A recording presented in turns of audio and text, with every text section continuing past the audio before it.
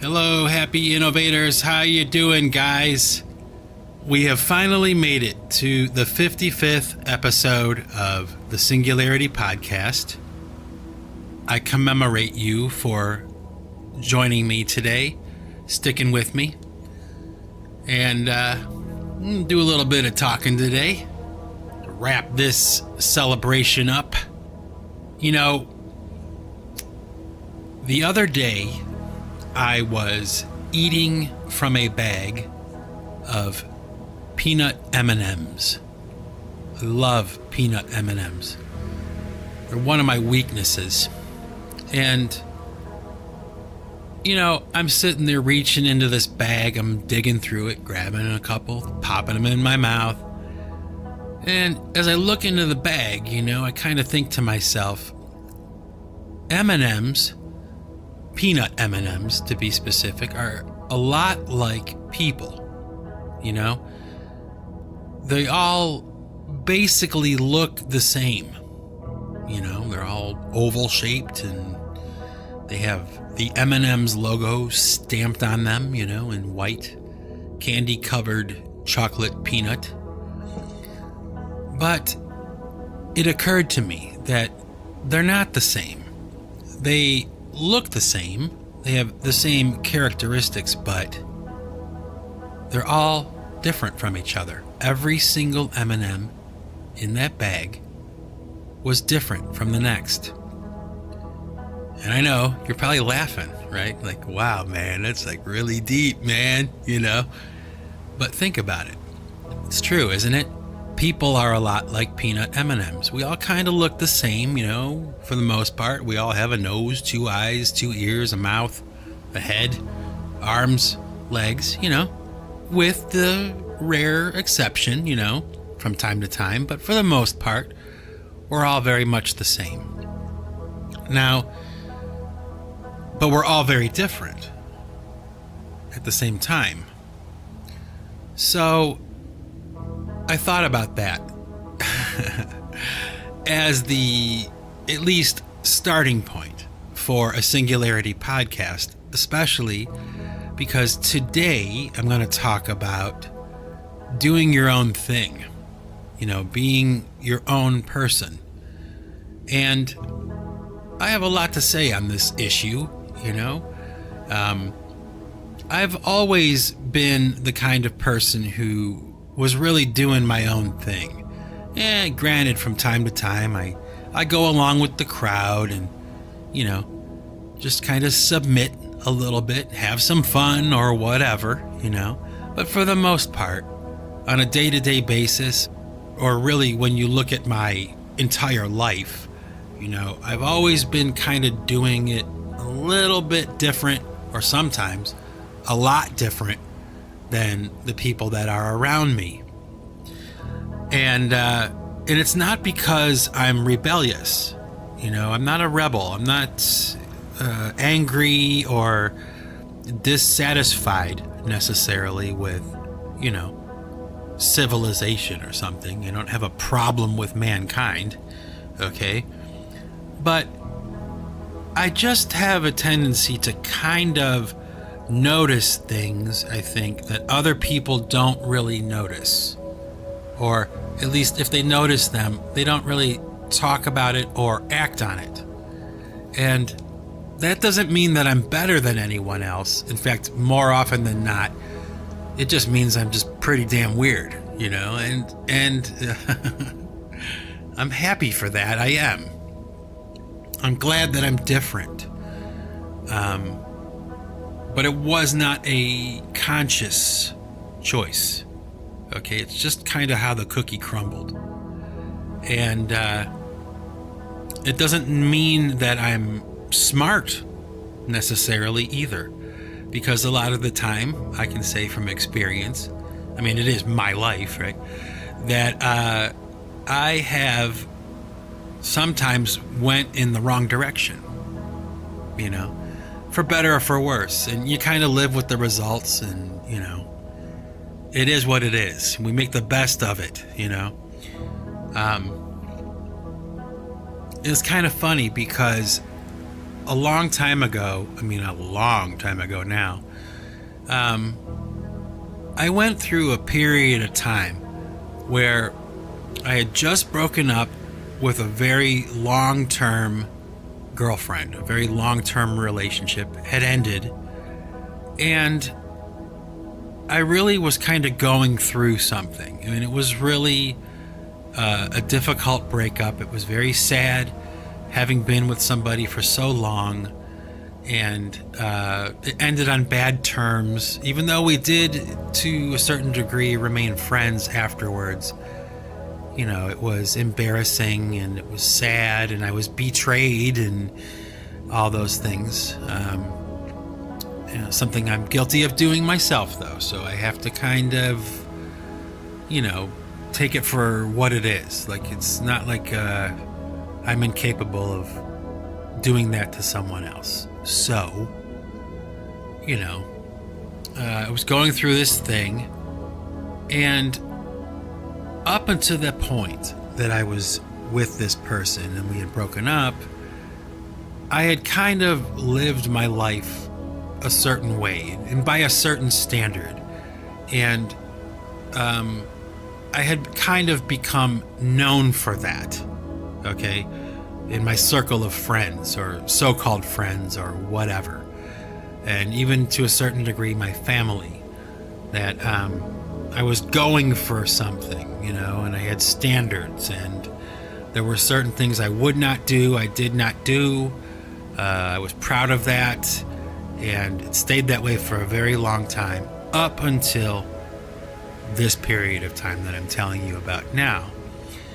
And it was at this time that I consciously made a couple of decisions about my future, that I was going to kind of do an experiment a little bit, where I would kind of step out of the life that I was living, the way I was living it up until that point, and kind of like try new things that I had refused to try in the past, and just kind of go with that for a little while and see how it played out.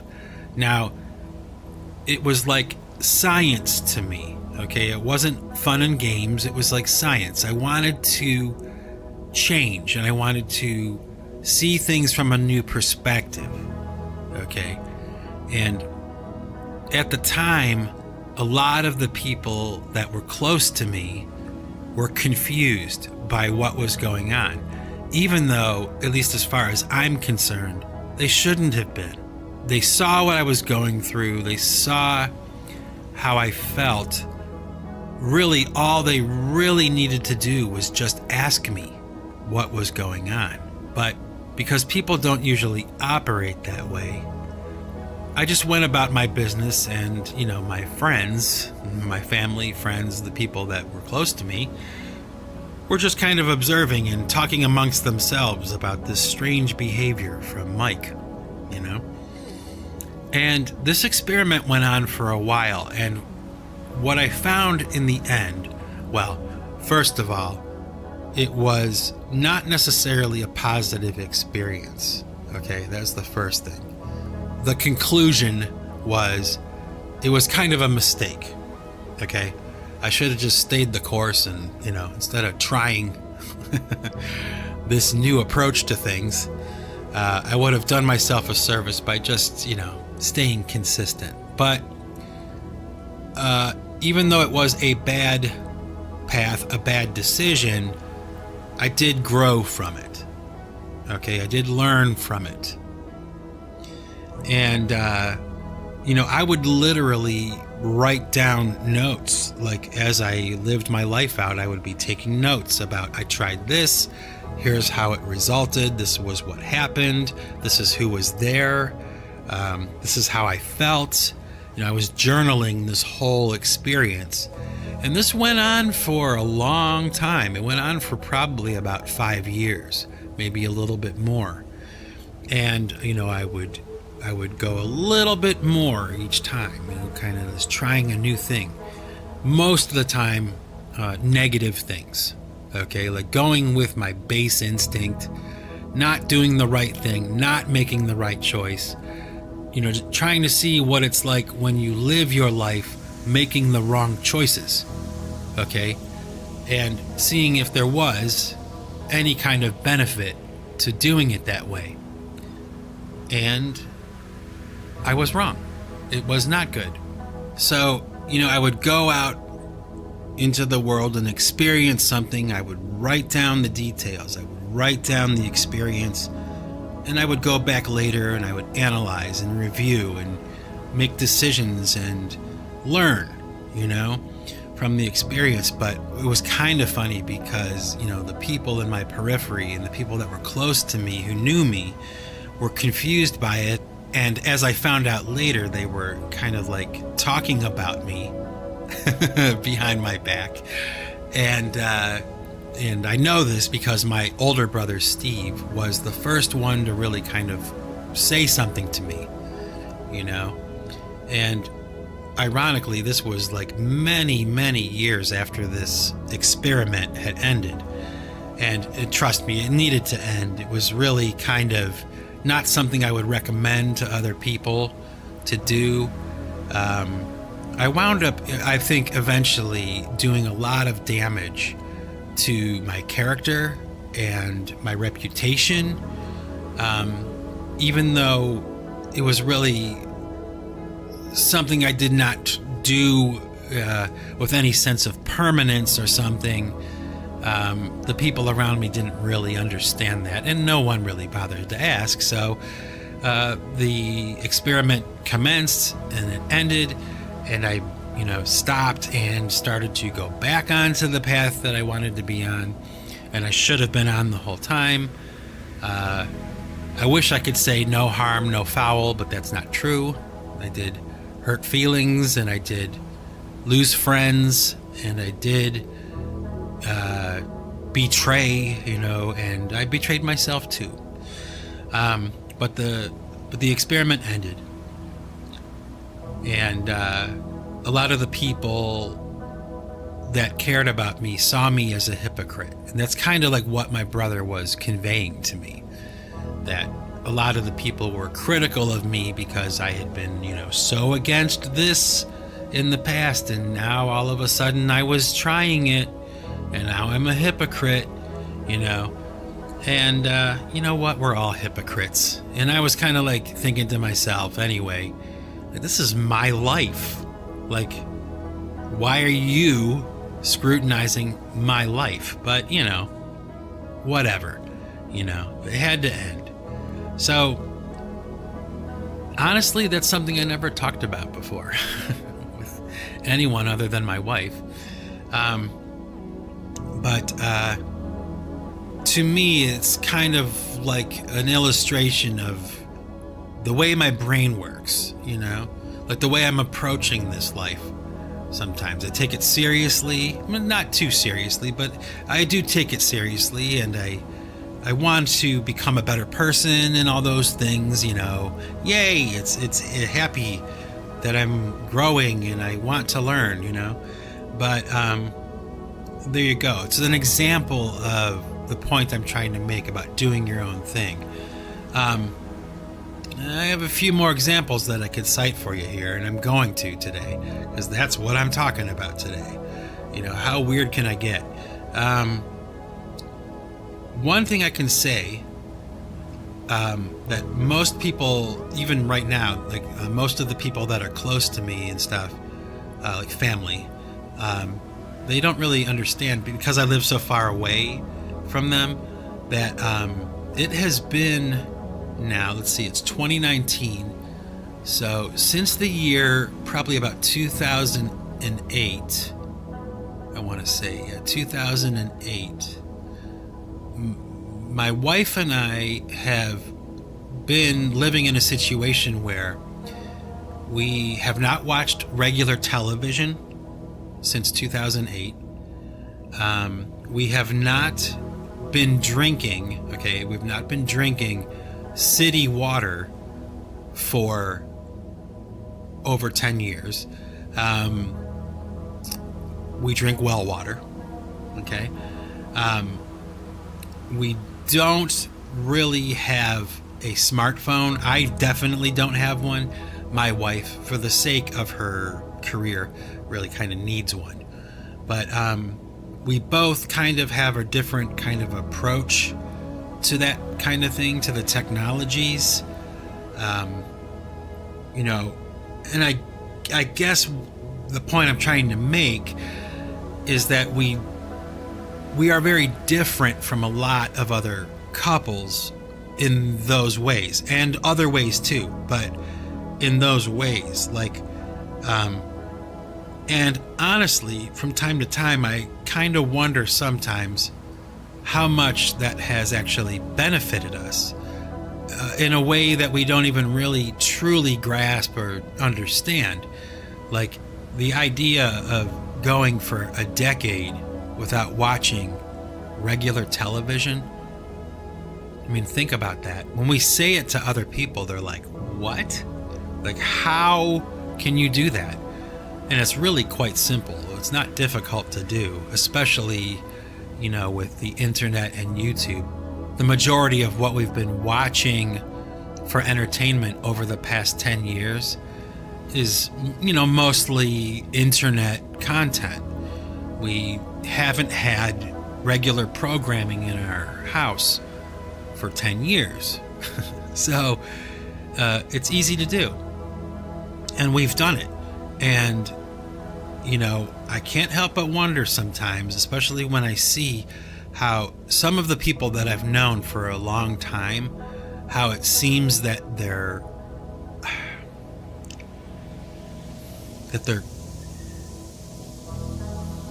intellect has suffered a little. That sounds bad, doesn't it? There's probably a better way of saying it. I should probably stop and try to think of it, but they seem to have slowed down. Okay? Very gradually, a decade's worth of year by year, day by day, slowing down.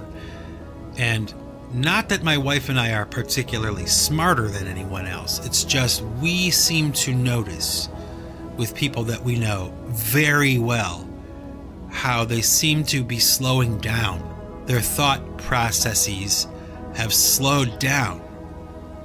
Now, I hear a lot of talk, okay, amongst the truthers and the conspiratorious people on YouTube about the dumbing down of America and things like that. That there's things in the water, and the smartphone is actually doing something to your brain where, it's affecting you in some negative way. Like your intellect, your motor activity, is actually being diminished by these devices somehow, and how watching programmed television and blah, blah, blah, blah, blah. Okay, I don't know for sure. It may or may not be true. But if you were to ask me and my wife and our experience having refrained from all of those normal things for as long as we have, I don't know. Sometimes it's a little bit shocking, some of the things that we notice.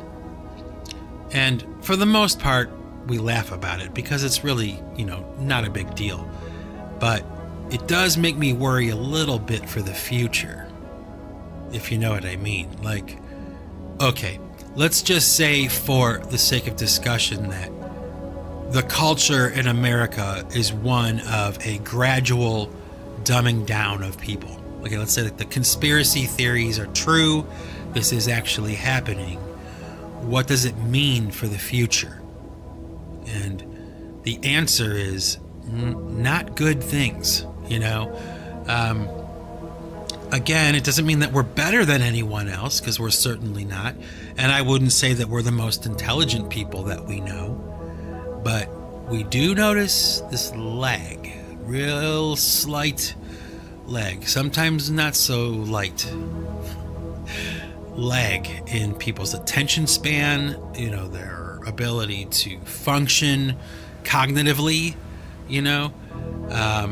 I don't know. I could be wrong. I could be way off, but I don't know.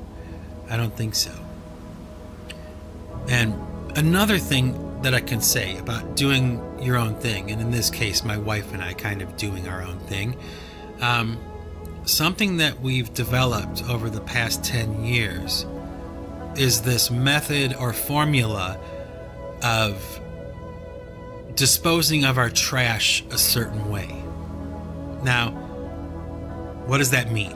Okay, the situation is such in our household where consciously, okay, we have developed and refined this way of disposing of trash where we split everything up. Okay, now we didn't invent it. Okay, I know that, but we have developed it a lot and refined it, and now it's, normal in our home. But we split the trash up like paper, recyclables, compostables, and then just plastic trash that needs to go into the landfill. Okay, we have tried to eliminate as much of our quote unquote carbon footprint as much as we could. Now, I know that right now that's a political gesture, okay? But trust me, okay? That's not the case here, okay? It's just a simple matter of actually a spiritual practice called being a steward of the earth, okay? Like, we are mandated by God, by Almighty God, to not make a mess of this place. The idea is to leave something behind for the next generation and show honor to God through taking care of our planet and taking care of our environment. Now, what this means now. No, it's not what we're doing. It's not political. It's nothing to do with Trump or any of that stuff. It's just the way we've always been doing it, as long as we could be doing it. And I gotta tell you, we have refined this method so well that now the amount of trash that comes out of our house is enough to fill a garbage bag, a single garbage bag, every 6 months. No joke. Now think about that. Now, we do recycle a lot. We burn a lot of paper, the paper garbage that we have, and we compost any of the vegetation or the extra, scraps and things like that. We put it out for the animals, and we put it into the soil that grows our food. And the paper that we burn, the carbon that's made from it, that gets stirred into the mix too. It gets composted. And like I said, it's like once every 6 months we make enough trash to fill a garbage bag. Okay? And we've been doing it that way for about 10 years. And little by little, every year, it gets a little bit better. We figure out another way. We think about another thing, what to do with the coffee grounds, right? From their coffee, which reminds me, I'm going to take a sip right now.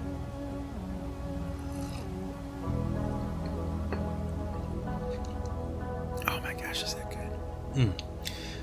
But I'll take those coffee grounds from this cup of coffee that I'm drinking right now, and I'll compost them. They make great compost. And I know that sounds all tree hugger and granola to you. I know. But, hey, honestly, there's a part of me that embraces some of that. I'm not one thing all the time. And it's certainly not political to me. So, there you go. It's one of those things. Doing our own thing. Now, another thing I want to talk about when it comes to doing my own thing, and this is kind of a little interesting anecdote to me. This is something that I've come to the realization about over the past few years, is that,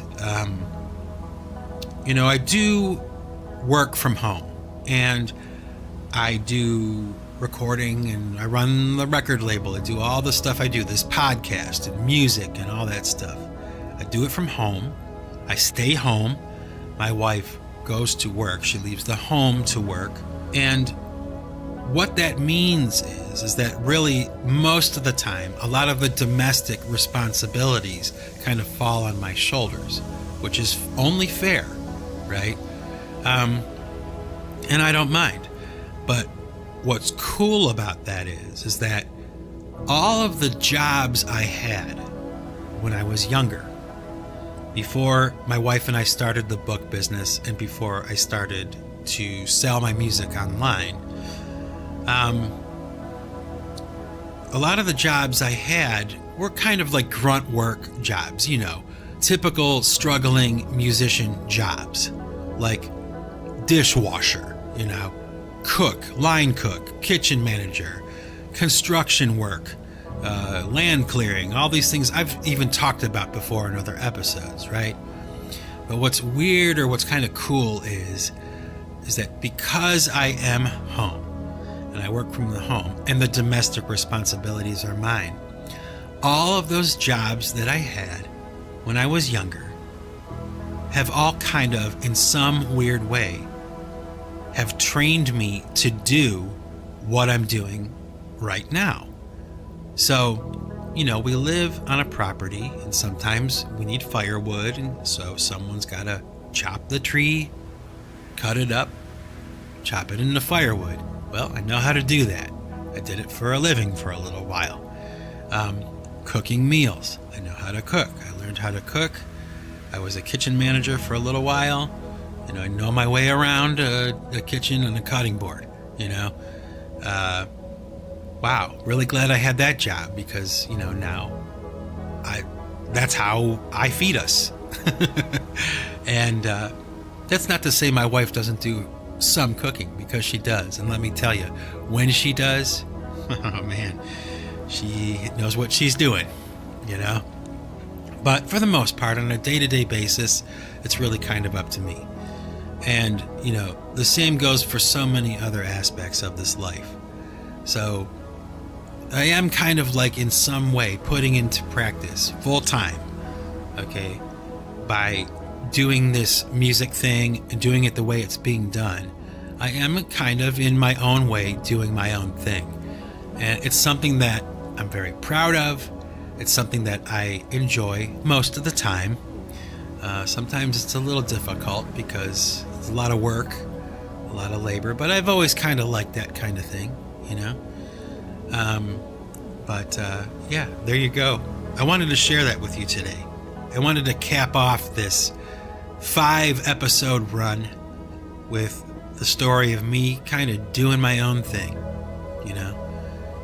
and maybe in the course of, the next few days or something, think about that idea I mentioned about people being like peanut M&Ms, and maybe, do yourself a favor, go grab a bag, crack it open and enjoy, because I'll tell you what, I'm gonna.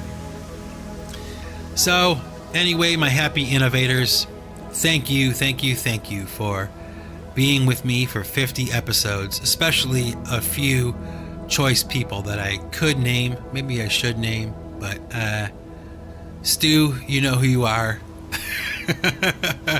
and Steven, and let's see, who else? And no, I'm not going to name people. Anyway, so for now, everybody, have a great week. Thanks for sticking with me. This is Mike Bostwick from Pipe Choir Records signing off. And remember, folks, if you want to keep what you've got to give it away. Take it easy.